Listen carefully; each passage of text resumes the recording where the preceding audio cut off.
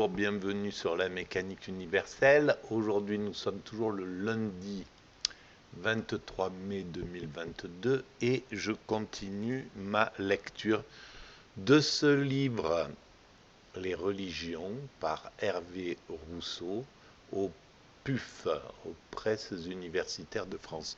Et je remercie, voilà, je ne sais pas si Hervé Rousseau est toujours parmi nous, mais voilà, tous ces écrivains, ces philosophes qui sont des vulgarisateurs, des simplificateurs, des passeurs humbles, pertinents, clairs, qu'on rencontre dans tous ces ouvrages et voilà, qui arrivent à mettre à la portée des gens comme moi, un peu simple, un peu simpliste, un peu naïf, qui n'a pas fait d'études et qui a beaucoup de mal avec avec les essais universitaires ou avec les livres de philosophie ou avec même les livres religieux. C'est assez, ça peut être un peu fastidieux de lire la Bible entièrement, la Bhagavad Gita, etc. Voilà. Et donc, je trouve que ces écrivains sont vraiment extraordinaires. Bon, alors là, je suis donc sur la partie, le chapitre 3, les mythes paradisiaques et eschatologiques. Alors c'est en lien avec tout mon travail que je développe sur la mécanique universelle et selon lequel l'humanité est destinée à atteindre sa perfection. Alors je rabâche toujours cette chose-là parce qu'il y a beaucoup de gens qui tombent sur mes... soit sur les pages de la mécanique universelle un petit peu au hasard, et donc et pareil pour les vidéos, ça peut, on n'est pas obligé de suivre la logique de cette des vidéos, des progressions des vidéos, et surtout que c'est plus un alibi, cette lecture. C'est pas un enseignement parce que j'en ai pas les moyens, et c'est plus un alibi pour essayer de démontrer la pertinence de ma philosophie, voilà, selon laquelle l'humanité va vers sa perfection.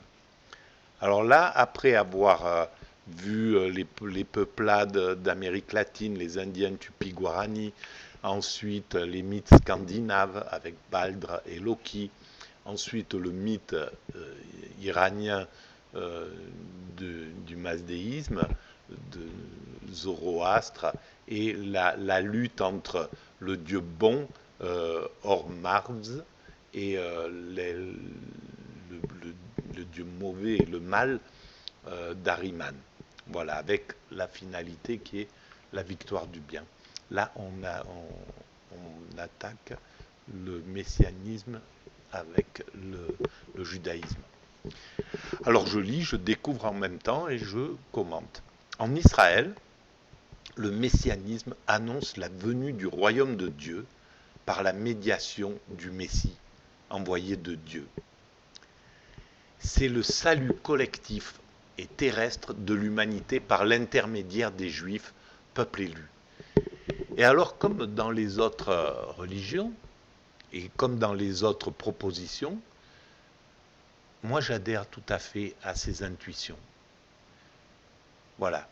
Et je pense que c'est une réalité que le peuple juif a la vocation et la destinée d'amener l'humanité progressivement, d'amener l'humanité à un certain moment vers le divin, vers ce divin absolu, vers le royaume de Dieu. Voilà. Alors, en somme, dans ma pensée, je pense que c'est un peuple de rabbins, c'est un peuple d'enseignants, c'est un peuple, voilà, qui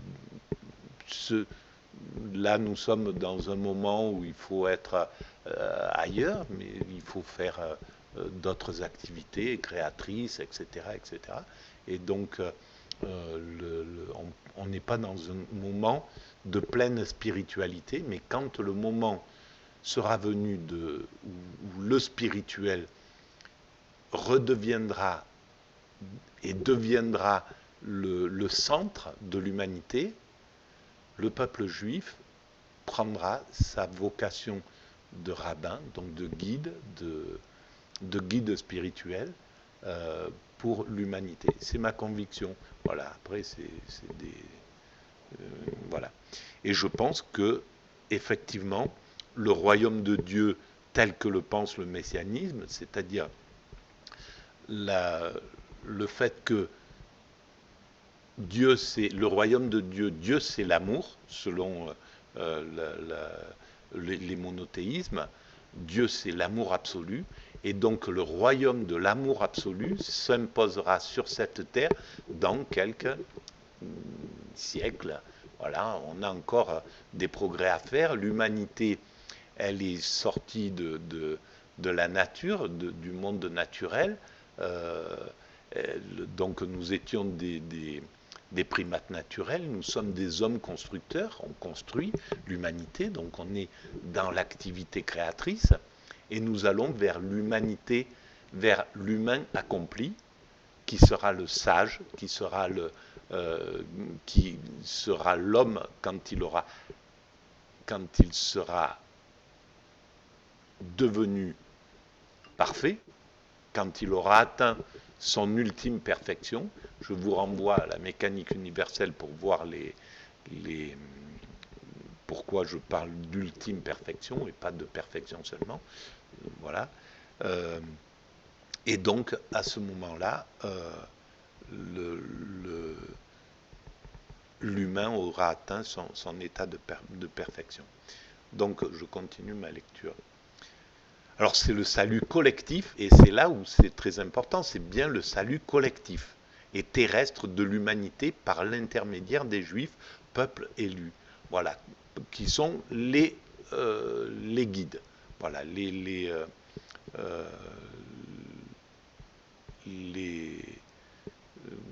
on pourrait dire les directeurs de conscience ou les enseignants. Voilà, les enseignants du spirituel. Dans le judaïsme tardif, cette espérance se développera en eschatologie mythologique, sur le thème de la lutte lumière-ténèbres, bien-mal, sans doute sous l'influence de la mythologie combattante de l'Iran, subie lors de l'exil au fleuve de Babylone. Et donc ce principe de la lutte entre le bien et le mal, entre la lumière et les ténèbres, je pense que c'est le moteur de l'humanité. Et c'est clair que c'est, voilà, même si c'était peut-être vu à la même époque par les Hébreux et par les Perses, il devait y avoir un foyer de créativité spirituelle qui est très proche. Et je pense que d'ailleurs, Israël et l'Iran ont quelque chose d'extrêmement proche. Voilà, pour l'instant, aujourd'hui, ce monde est en lutte, mais c'est épisodique, c'est rien. Voilà, c'est un moment, on ne peut pas fixer l'histoire de l'humanité sur la période sur laquelle nous vivons. Ces deux formes de pensée sont destinées à être réunis et proches, et spirituellement très proches. Ce sont deux peuples très proches spirituellement et très, voilà. Donc je pense que l'avenir sera à cette réconciliation, quoi qu'il arrive, il y aura cette réconciliation à mon avis. Voilà. L'eschatologie chrétienne prend le relais de l'espérance juive. Elle affirme que le Messie est venu en Jésus de Nazareth, que par lui le royaume de Dieu a commencé, qu'il reviendra à la fin des temps. Alors voilà, c'est juste, c'est le christianisme, c'est la fille aînée du judaïsme. Et il est temps maintenant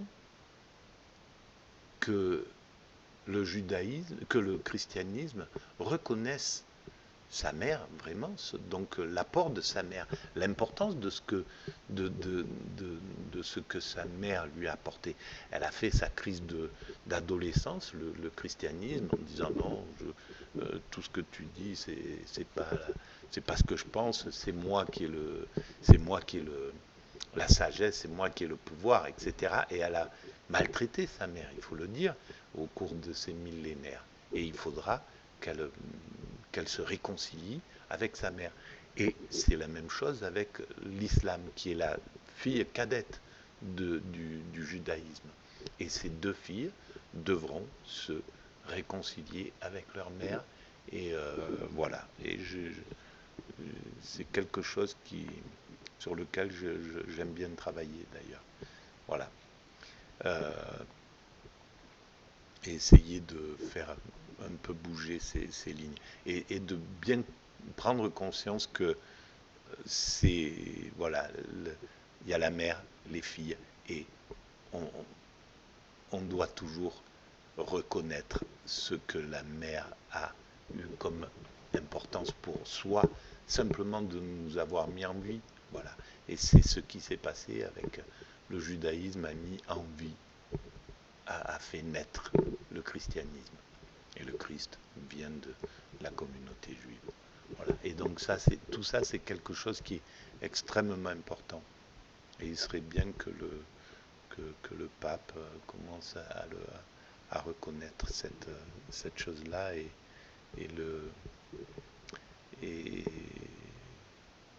enlève la violence qu'il y a eu, la peur que ça a fait naître, cette violence dans la communauté juive au cours de ces millénaires et l'impact que ça a eu sur la vie de la communauté juive. Alors au début, on crut que ce retour serait prochain, le retour à partir de la naissance de ce Messie Jésus. Et c'est un peu le problème de l'humanité, c'est qu'on a toujours l'impression qu'on est à l'orée des choses, que notre existence, on ne tient pas compte du temps long, en fait. Et c'est très difficile de tenir compte du temps long. Et j'ai commis cette erreur au tout début de la mécanique universelle. J'ai pensé que l'humanité, ça y est, on était très proche d'atteindre cette perfection. Et en fait, là, voilà, plus on avance, plus je vois ce qui se passe. Voilà, cette guerre, par exemple, qui revient brutalement, le comportement de l'Occident dans le monde, le comportement voilà, la violence qui est toujours posée, les reculs qui sont nécessaires et qui permettent à l'humanité d'évoluer. Il faut des périodes de progression rapide et puis des périodes un peu de recul parce que ça a été trop vite. Et peut-être que le libéralisme, là, qui est devenu l'ultralibéralisme, a été trop vite, est parti trop loin, a fait, etc. Et donc il fallait un peu de recul, et pour arriver à ce recul, parfois il faut que ça passe par une sorte de violence, et ça peut être cette guerre qui permet une sorte de recul, de stabilité, voilà, ou d'arrêt de l'évolution, pour se régénérer, etc. Enfin, il n'y a pas d'erreur. Ce que fait l'humanité, c'est toujours ce qu'elle ne peut pas. Elle ne peut pas faire autrement que faire ce qu'elle fait. Et le pire comme le meilleur. Et quand c'est le pire qui s'impose, c'est qu'il faut s'imposer. Il n'y a pas de... On en prend conscience plus tard, on peut le regretter, on peut lutter contre, on peut critiquer, etc. Tout ça, c'est nécessaire, ça fait évoluer les choses. Mais force est de constater qu'on ne pouvait pas ne pas passer par là où nous sommes passés. C'est valable pour le pire, comme les grosses catastrophes du 19e siècle, du 20e siècle qu'on a connues, et comme pour les années fastes, qu'on pourrait appeler les 30 glorieuses, par exemple, pour l'Occident ou quoi que ce soit, ou voilà. Et malheureusement, on est un peu obligé, en tant qu'occidental, à voir le monde à travers l'Occident, et c'est une erreur. Voilà. J'aimerais bien avoir une vision plus universelle, puisque c'est le but de notre humanité. Mais bon, eh ben, on est un peu prisonnier de son endroit de naissance. Au début, on crut que ce retour serait prochain et que la réalisation totale du royaume serait imminente. Cette croyance céda devant l'expérience. On comprit vite que le royaume était une réalité mystique et que la fin des temps était le secret de Dieu. Ah, voilà, alors bon, oui, c'est le secret de Dieu. Parce que même maintenant, même avec la théorie de la mécanique universelle qui dit nous allons vers la perfection, vers la fin des temps. Voilà, la fin des temps, c'est la fin du moment où l'impact du temps est dans notre cerveau. L'humanité a besoin du temps pour construire cette humanité. Donc on est soumis au temps, on est dans le temps, on vit avec le temps. Demain je dois faire ça à telle heure, etc. Voilà, dans 10 ans, ça va se passer comme ça. On a découpé l'humanité avec tout ça. Quand nous étions des primates naturels, quand nous étions comme nos cousins primates dans la nature, on n'avait pas besoin de ce temps-là. On a créé ce temps, il est fondamental d'avoir imaginé ce temps, d'avoir construit cette division et d'avoir découvert ce temps-là. Il nous sert à construire l'humanité. Mais quand nous arriverons à la perfection, nous serons en état de contemplation. L'humanité aura atteint son degré ultime de perfection, donc il n'y aura plus rien à construire, on ne sera plus en compétition. La compétition actuelle, elle est extrêmement positive pour créer tout ce qu'on doit créer. C'est un gros moteur de l'évolution et l'antagonisme, etc. Et toute toute cette énergie créée par nos pulsions, elle est nécessaire. Et le temps, la dimension du temps, est importante pour qu'on construise. Mais quand on aura atteint cet état d'ultime perfection, l'humanité aura atteint l'état d'extase, de contemplation, de sagesse, d'unité absolue. L'ensemble humain sera unifié. L'homme ne sera plus un loup pour l'homme. Le royaume de l'amour sera posé sur la terre. Donc c'est l'amour qui inséminera l'ensemble de l'humanité. Voilà. Donc on aura réglé les problèmes domestiques. On aura tout sera à portée de tout le monde. Il n'y aura plus de question d'acheter des choses. Tout sera gratuitement disposé pour chaque être humain. On sera peut-être des nomades, des baladeurs.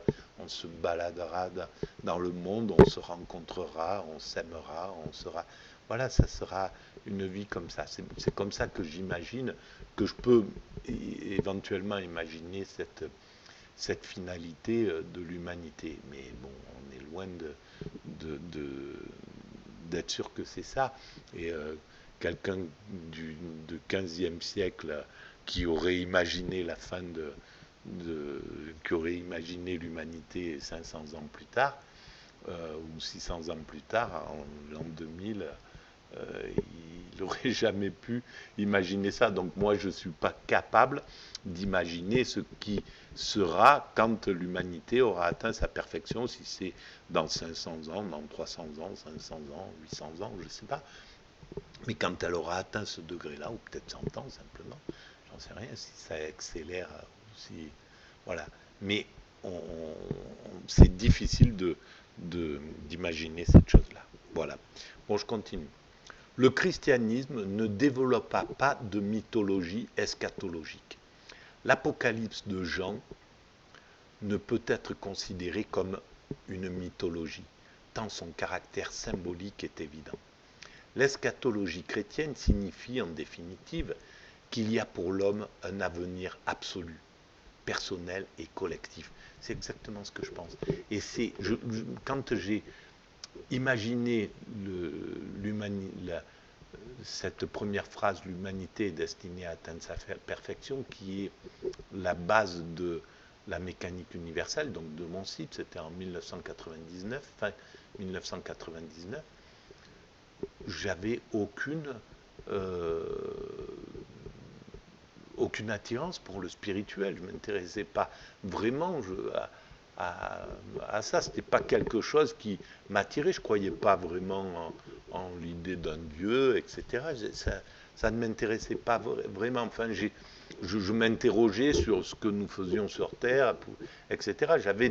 J'avais ce questionnement, bien entendu, mais je ne pensais pas à me poser, à travailler sur l'avenir de l'humanité. Ça s'est imposé, et dans ce moment où ça s'est imposé, dans ce moment où j'ai dû essayer de comprendre cette pensée, cette idée qui m'était venue, l'humanité est destinée à atteindre sa perfection, je me suis mis à écrire, à réfléchir, à dire pourquoi, etc. Donc, pourquoi il y a la présence du mal. Donc, j'ai travaillé sur ce truc-là. Qu'est-ce que c'est que ce mal? Où est l'amour? Qu'est-ce que c'est? Pourquoi on irait vers l'amour? Qu'est-ce que c'est l'amour? Où est l'amour dans le truc? Donc, j'ai compris qu'il était déjà présent dans l'atome, l'amour. Donc, qu'il est présent dans la création, dans toute la création, etc. Et tout ce que j'ai découvert comme ça, après, quand je me suis mis à lire de la philosophie et des choses sur la religion, alors que je n'avais aucune notion, je n'avais pas fait de philo, je n'avais pas été à l'école ni rien, donc j'avais aucune notion à ce niveau-là, mais à chaque fois, ça confirmait. Et là, voilà, là, je lis cette phrase, il y a pour l'homme un avenir absolu, personnel et collectif. Et bien, c'est exactement ce que j'ai imaginé. Voilà. Sauf que les chrétiens et la pensée du judaïsme l'a déjà imaginé il y a 2500 ans. Voilà. Bon. Et donc, c'est juste une tentative d'expliquer de façon la plus scientifique possible, en fait, mon travail, c'est un peu ça, d'essayer de démontrer par la logique que nous allons vers qu'on ne peut pas ne pas aller vers cette ultime perfection, l'extase, la sagesse, l'amour absolu, l'universalité, etc., l'unité humaine, etc. Voilà. Un avenir absolu, personnel et collectif, et que cet avenir, c'est la réalité même de Dieu. Dieu est la fin de l'homme. En Dieu s'achève et s'accomplissent et l'existence individuelle et l'histoire. Et c'est exactement ce que je pense. C'est-à-dire que la fin de l'humanité, c'est la réunion dans le divin. L'extase, c'est la réunion dans le divin. L'individu qui est en extase, il est en osmose, il est vécu par le divin. C'est le divin qui le vit. C'est comme si là c'était vide. Voilà, il n'y a plus de cerveau, il n'y a plus de cerveau personnel, il n'y a plus de je suis telle personne, tel âge, avec telle situation, telle position sociale, etc., etc. Tout ce qui fait que je suis distingué dans ma particularité. Et dans cette particularité,